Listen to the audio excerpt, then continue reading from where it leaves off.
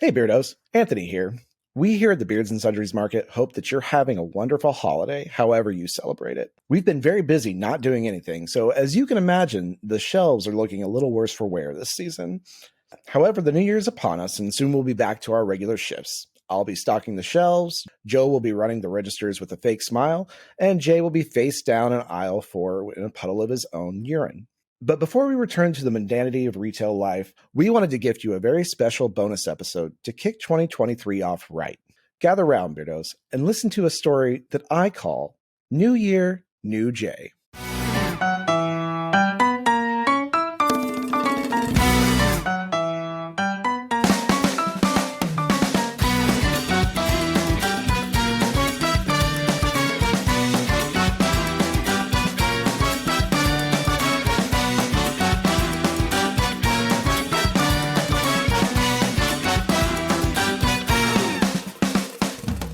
Once upon a time, there was a boy named J.D., a boy who would later become the Jay you and I know today.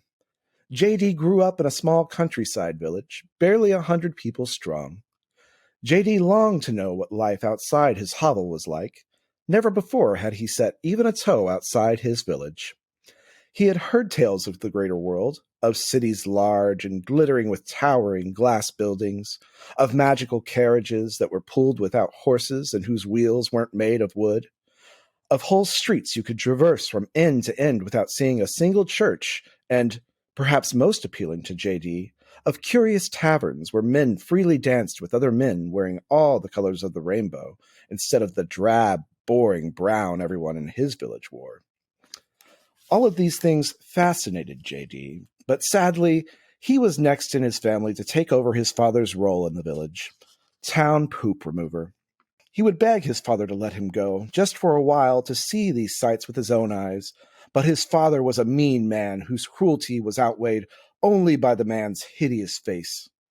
One day on the eve of the new year, J.D.'s father came home from scooping an extraordinarily large amount of poop to discover J.D. wearing a gray cloak instead of the traditional brown of the village.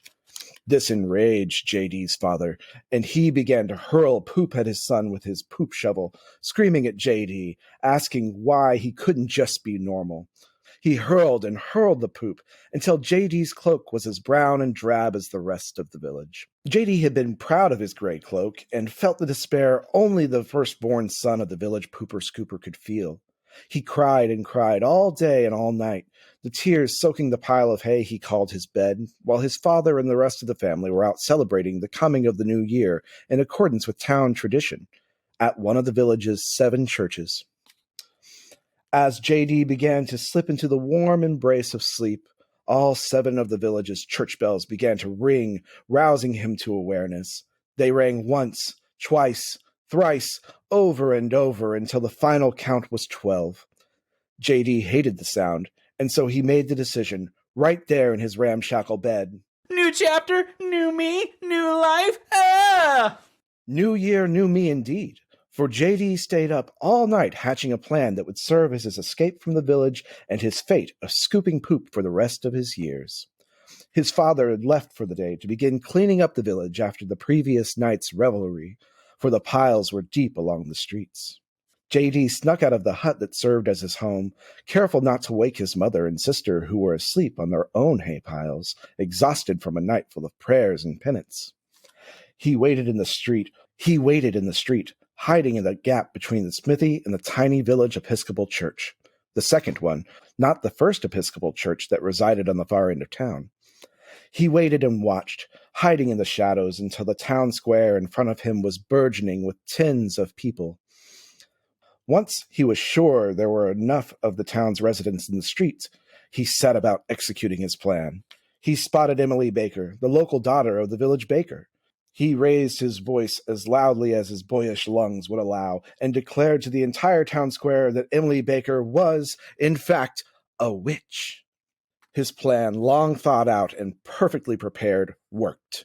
The villagers descended on Emily Baker, wrangling her up in the village's patented hog tie. She was screaming denials of the accusation, pleading for a trial, but it was too late. All the village's priests had heard the commotion and were setting about preparing a stake for which to burn Emily. JD felt a twinge of sorrow at his deceit, but then remembered the time that she had made fun of him at the schoolhouse for smelling like poop. He had argued that they all smelled like poop in the village, but this didn't keep the children and the teacher herself from mocking him. This assuaged his guilt, and JD began skipping away from the village, pleased at his brilliance. He was just to the tree line when he thought to himself, Mass hysteria paid off. JD skipped and skipped, skipping until he was nearly out of breath. He was worried he wouldn't be able to skip another scop. When he remembered, he could walk instead. He was so smart, he thought to himself. JD walked until he found a curious thing, a road.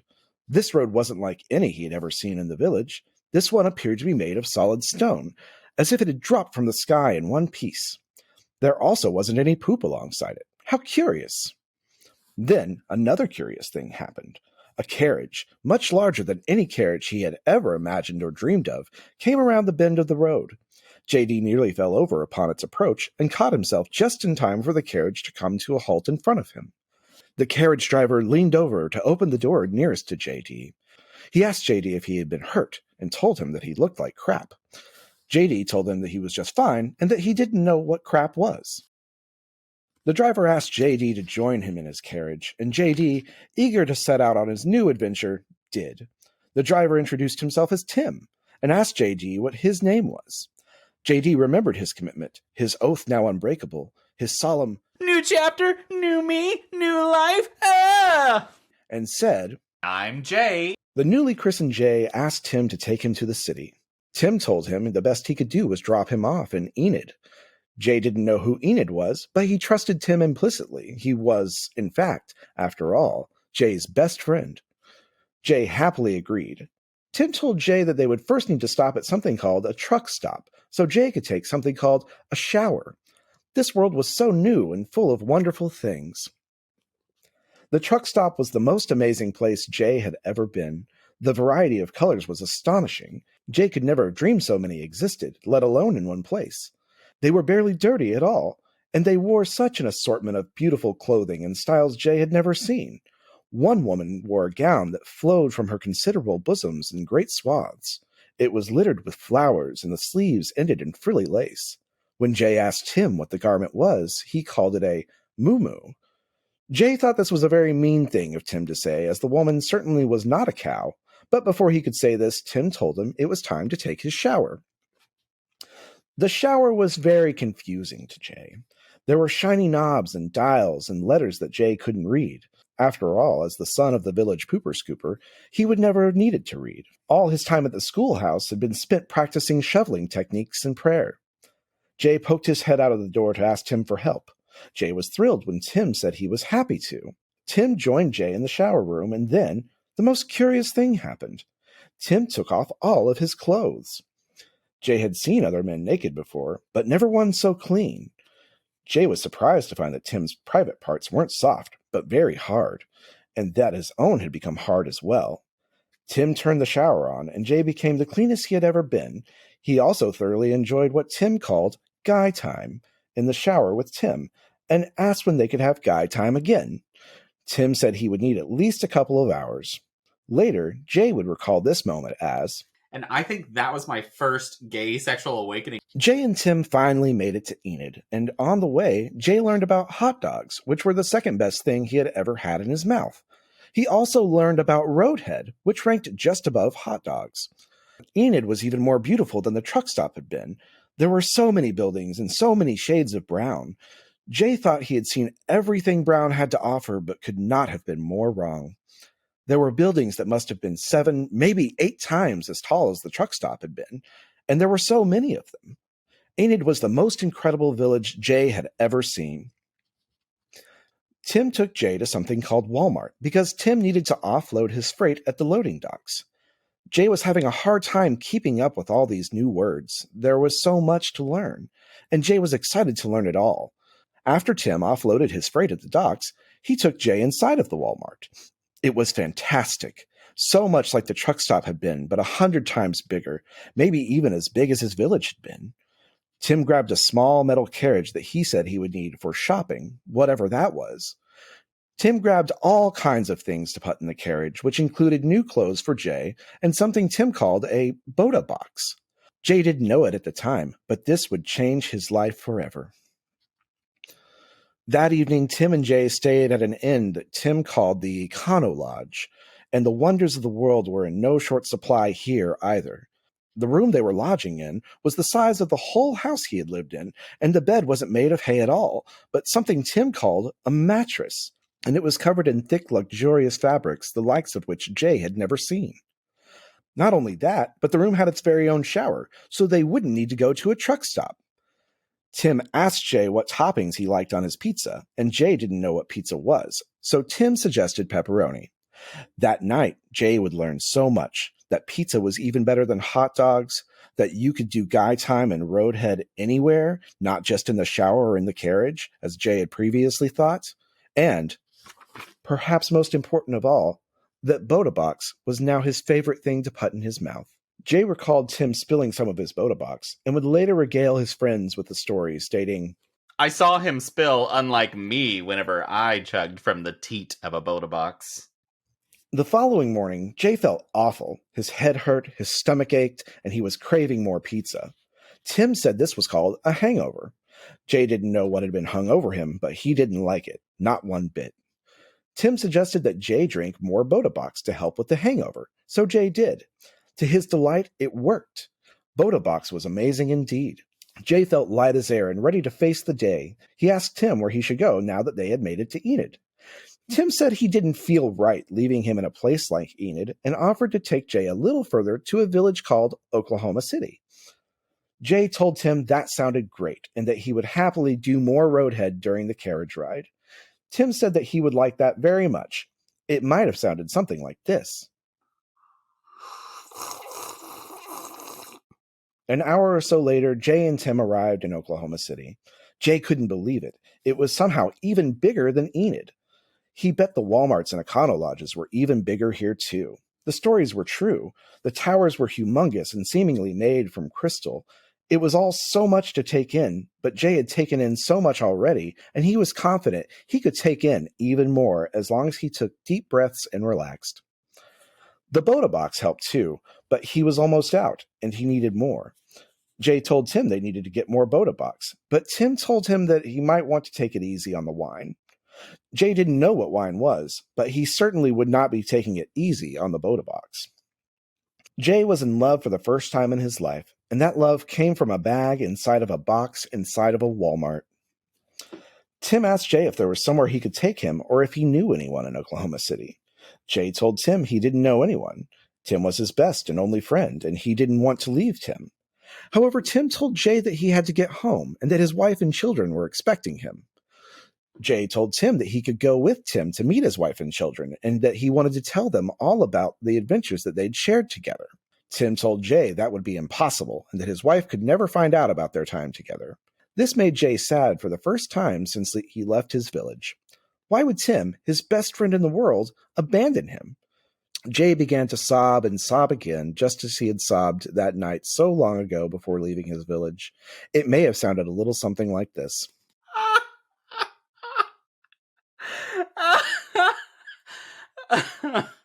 Jay was inconsolable, but Tim really needed to get home before his wife got suspicious, so Tim did what any responsible Oklahoman would do. With a handshake and a $20 bill, Tim left Jay at a Walmart.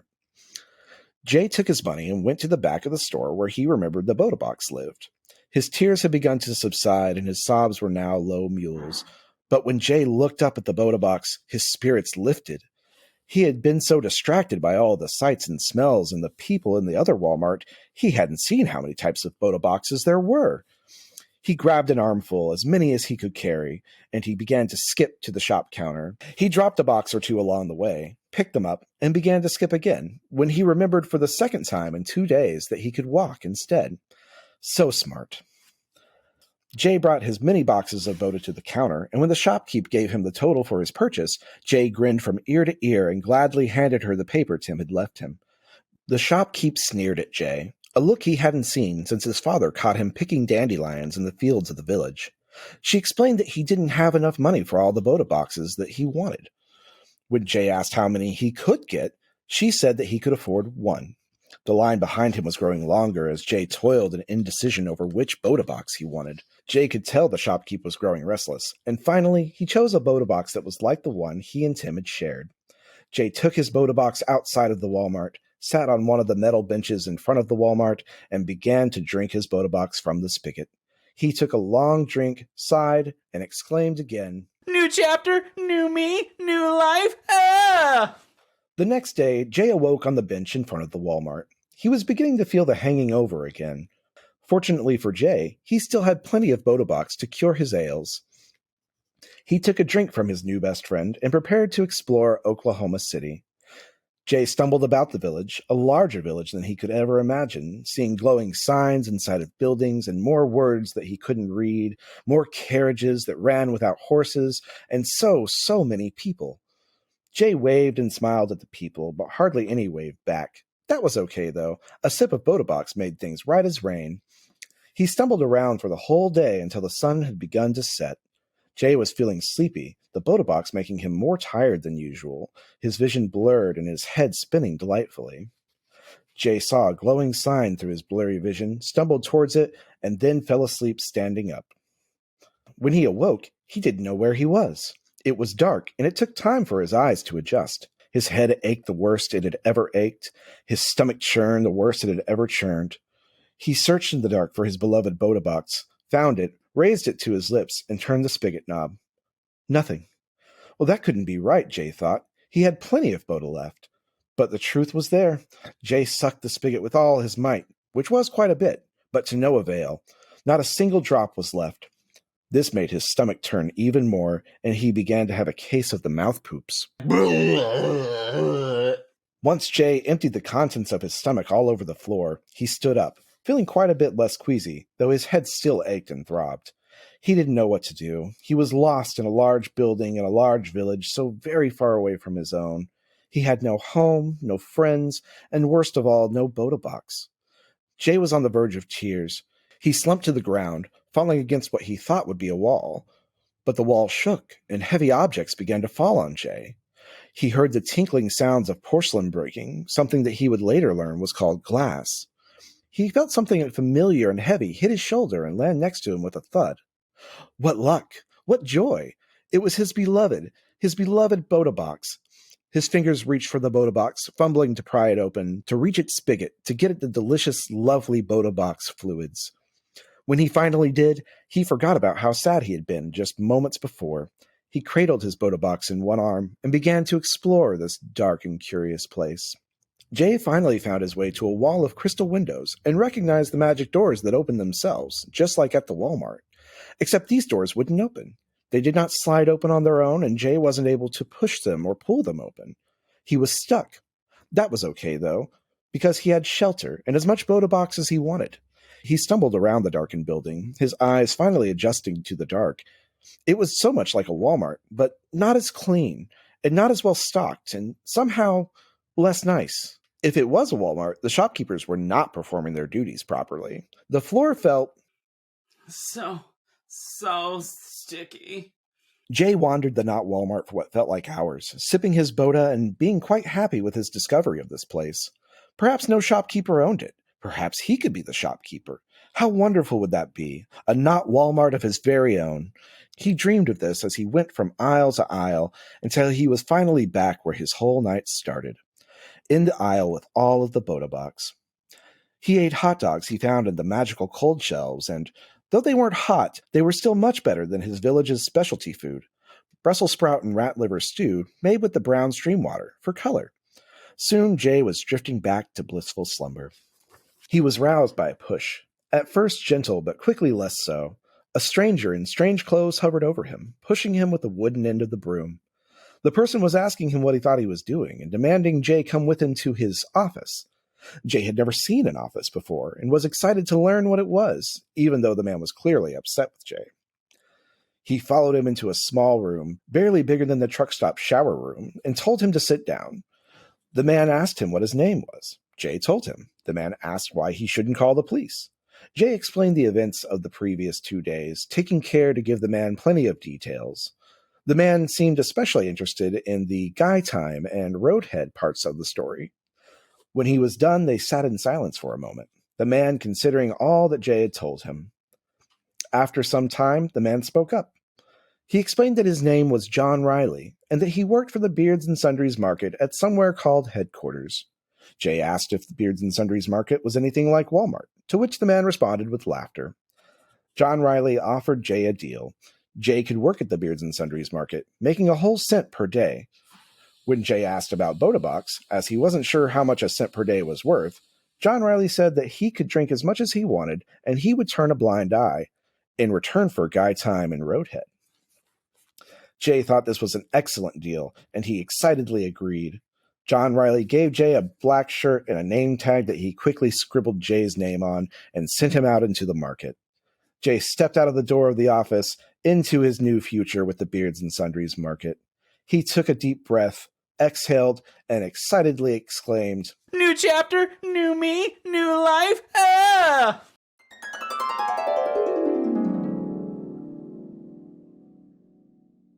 Well, what a delightful story, Beardos. There were so many twists and turns. There was hope and despair and even a little romance. And all of it comes to explain why Jay is like that. Anyway, thank you so much for taking the time to join me today, and I hope that you enjoyed the origin story of Jay Rowdybush. We really appreciate all of the love and support you've given us in 2022, and we hope that you've enjoyed this kickoff to 2023. Next week, we'll be back to our regularly scheduled episodes, and we'll be back to our regular format, so we hope to see you there with us. In the meantime, feel free to reach out to us via our email at beardsandsundries@gmail.com. Follow us on any of our socials, on TikTok, Facebook, or Instagram. Message us there. We love hearing from you. And, as always, Love yourself.